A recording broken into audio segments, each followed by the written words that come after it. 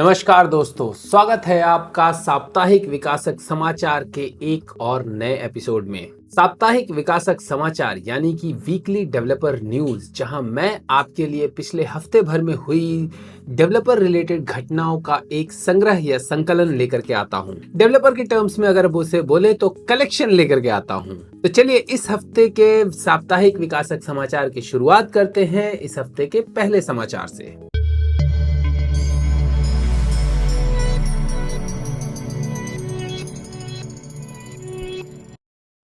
इस हफ्ते का पहला समाचार मावी डेवलपर्स के लिए एक अच्छे समाचार है और समाचार ये है कि Mavi community toolkit version 1.3 launch हो चुका है। ये मावी कम्युनिटी टूलकिट है क्या? बेसिकली मावी कम्युनिटी टूलकिट जो है ये एक ओपन सोर्स कम्युनिटी लाइब्रेरी है मावी डेवलपर्स के लिए या मावी फ्रेमवर्क के लिए, जिसमें कि डिफरेंट तरह के कंट्रोल्स हैं और डिफरेंट तरह के आपके प्लगइन्स अवेलेबल हैं, जिनको यूज करके आप डिवाइस रिलेटेड कुछ फीचर्स वगैरह का यूटिलाइजेशन करते हैं। ये फीचर मावी फ्रेमवर्क में बाय डिफॉल्ट नहीं है, क्योंकि मावी जो है मेजरली यूआई पे फोकस्ड है।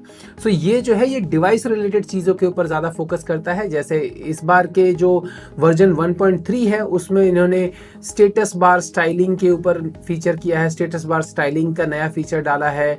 ग्रेविटार इमेज रिसोर्स डाला है। ग्रेविटार इमेज जो है एक तरह से आपका इमेज होता है जो कि कार्टून टाइप का दिखता है, और ये ग्रेविटार वेबसाइट है। वहां पर अगर ईमेल डाल करके आप अपना इमेज बना सकते हैं और फिर एक कॉमन यूआरएल होता है जिसको यूज करके कहीं पर भी आप अपना ग्रेविटार इमेज डाल सकते हैं। उसका इंटीग्रेशन अगर आप अपने एप्लीकेशन में करना चाहते हैं तो वो कर सकते हैं। एनिमेशन रिलेटेड सपोर्ट है। उसके अलावा और भी बहुत सारे फीचर्स और एडिशंस जो हैं वो इस मावी कम्युनिटी टूलकिट में है। बाय द वे, यदि आप में से कोई मावी सीखना चाहता है या ये जानना चाहता है कि मावी क्या है, मावी का कंप्लीट लर्निंग रोड मैप जानना चाहता है, तो आप जो है मेरा सेशन अटेंड कर सकते हैं शीशार्प एनुअल कॉन्फ्रेंस में, जो कि हो रहा है दिल्ली में हयात में।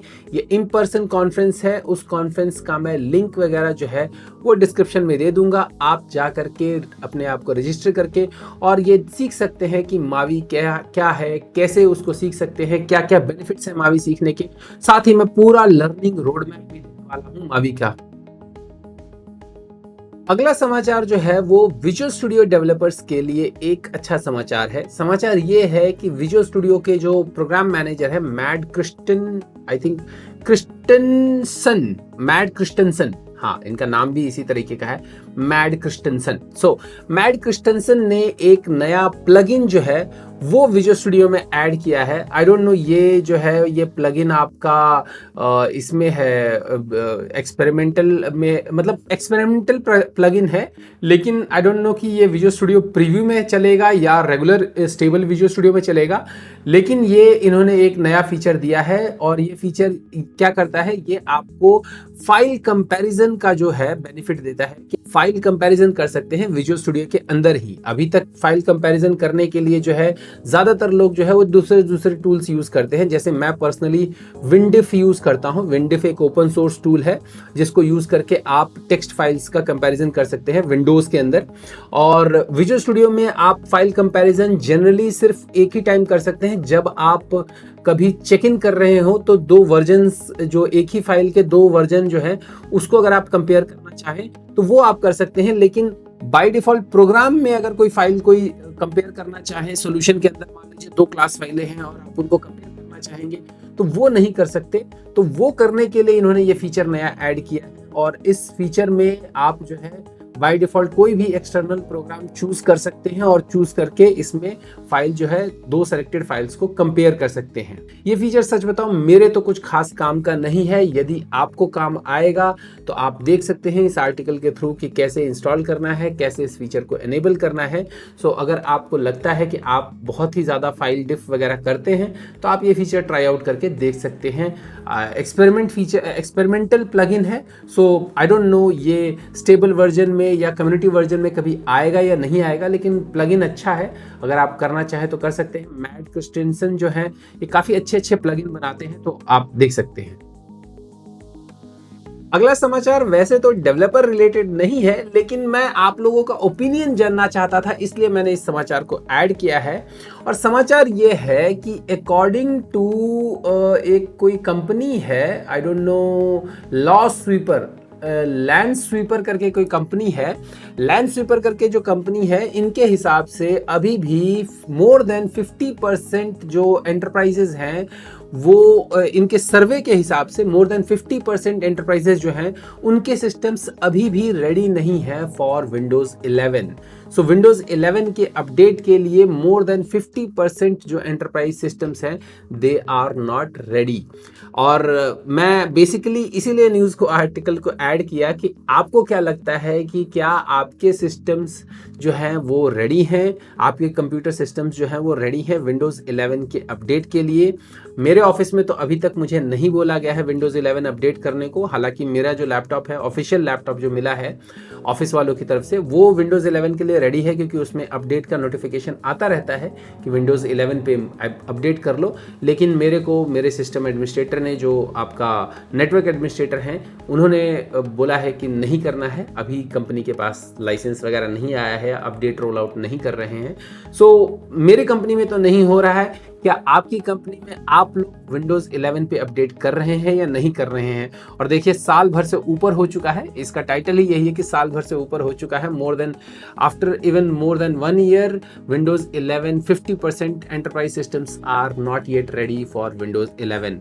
सो आपने किया है कि नहीं किया है, कमेंट सेक्शन में जरूर बताइएगा। और मैंने अपना पर्सनल सिस्टम भी अभी तक विंडोज 11 पे अपडेट नहीं किया है, आपको सच बताऊं तो।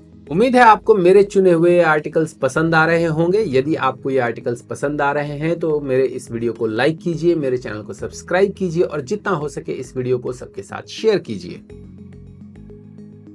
अगली न्यूज आप लोगों को सचेत करने के लिए है। अकॉर्डिंग टू माइक्रोसॉफ्ट सर्वे और माइक्रोसॉफ्ट के रिपोर्ट्स के हिसाब से हैकर्स जो हैं वो ओपन सोर्स एप्लीकेशंस और फेक जॉब पोस्टिंग्स का सहारा लेकर के आपके सिस्टम्स पर मालवेयर इंस्टॉल करने का जो है षड्यंत्र रच रहे हैं। सो चैन से सोना है तो जाग जाओ और ओपन सोर्स एप्लीकेशन जो भी इंस्टॉल कर रहे हो वो सोच समझ के इंस्टॉल करो। देखो कि क्या एप्लीकेशन कितना ज़्यादा एक्टिव है, कितने लोग एक्टिव हैं, कैसा एप्लीकेशन है। और अगर कोई ओपन सोर्स एप्लीकेशन इंस्टॉल कर रहे हो अपने सिस्टम पे तो उस एप्लीकेशन के गिटहब रिलीज फोल्डर से ही इंस्टॉल करना।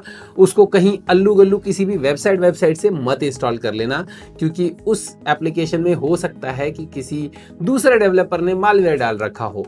सो कहीं भी किसी भी वेबसाइट से कोई भी ओपन सोर्स जो सिस्टम एप्लीकेशन है वो इंस्टॉल मत कीजिएगा। अकॉर्डिंग टू माइक्रोसॉफ्ट हैकर्स सबसे ज्यादा इसका यूज कर रहे हैं और दूसरा यूज कर रहे हैं फेक जॉब्स का। सो फेक जॉब्स पोस्टिंग्स के थ्रू क्या कर रहे हैं हैकर्स कि आपसे सोशल इंजीनियरिंग यूज करके आपके डिटेल्स वगैरह ले रहे हैं और आपके एंटरप्राइज सिस्टम्स को हैक कर रहे हैं, आपके एंटरप्राइज ईमेल्स को हैक कर रहे हैं। सो कई बार ये भी हो सकता है कि फेक जॉब वेरिफिकेशन के लिए भी आपके पास कोई कॉल आए। सो अननोन लोगों का वेरिफिकेशन मत दीजिएगा। अगर आपको कोई फ्रेंड आपको बोले तभी वेरिफिकेशन दीजिएगा। सो ये जो फेक जॉब वाला चक्कर था वो तो कुछ दिन पहले था ही, लेकिन अब ये ओपन सोर्स एप्लीकेशंस के थ्रू भी मालवेयर इंस्टॉल हो रहा है।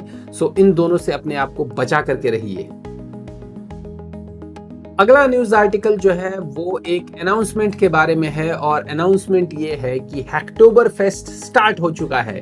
जी हाँ, अक्टूबर का महीना हर साल हैक्टोबर फेस्ट के तौर पे मनाया जाता है, जहां पर कि ज़्यादा से ज़्यादा डेवलपर्स को ये एनकरेज किया जाता है कि वो ओपन सोर्स कम्युनिटी को कंट्रीब्यूट करें। इनफैक्ट ऊनो वालों ने भी हैक्टोबर फेस्ट का अपना अनाउंसमेंट कर दिया है, जिसमें कि उन्होंने बहुत सारे स्वैग्स, टोपी वगैरह जो है वो बांट रहे हैं। जो भी ऊनो के फ्रेमवर्क को कंट्रीब्यूट कर रहा है, उसका किसी भी तरीके का डॉक्यूमेंटेशन वगैरह किसी भी चीज़ में जिस तरीके से हेल्प कर रहा है, मैं जो ऊनो वालों का जो आर्टिकल है उसका लिंक डिस्क्रिप्शन में दे दूंगा, आप देख सकते हैं। उसके अलावा Dev2 जो कि हर साल हैक्टोबर फेस्ट का को स्पॉन्सर टाइप का होता है।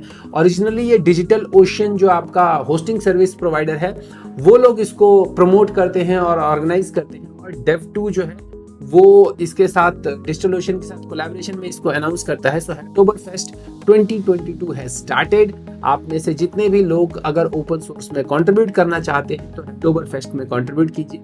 ये फर्स्ट टाइमर्स को ज्यादा प्रमोट करते हैं। और आप कंट्रीब्यूट करके अपनी कम्युनिटी बढ़ा सकते हैं, अपने नेटवर्क्स बढ़ा सकते हैं। सो हैकटोबर फेस्ट में ज़रूर कंट्रीब्यूट कीजिए, ज्वाइन कीजिए। मैं उसका लिंक डिस्क्रिप्शन में दे दूंगा, आप उससे हैकटोबर फेस्ट के बारे में और ज़्यादा जान और पढ़ सकते हैं। और इसी के साथ इस हफ्ते का साप्ताहिक विकासक समाचार यानी कि वीकली डेवलपर न्यूज समाप्त होता है। उम्मीद है मेरे चुने हुए ये आर्टिकल्स आपको पसंद आए होंगे। यदि आपको ये आर्टिकल्स पसंद आए हैं और मेरी इसके ऊपर की गई टिप्पणियां पसंद आई हैं तो मेरे इस वीडियो को लाइक कीजिए, मेरे चैनल को सब्सक्राइब कीजिए और जितना हो सके इस वीडियो को सबके साथ शेयर कीजिए। तो जल्द ही मिलते हैं मेरे अगले वीडियो में, तब तक के लिए अपना ख्याल रखिएगा। नमस्कार।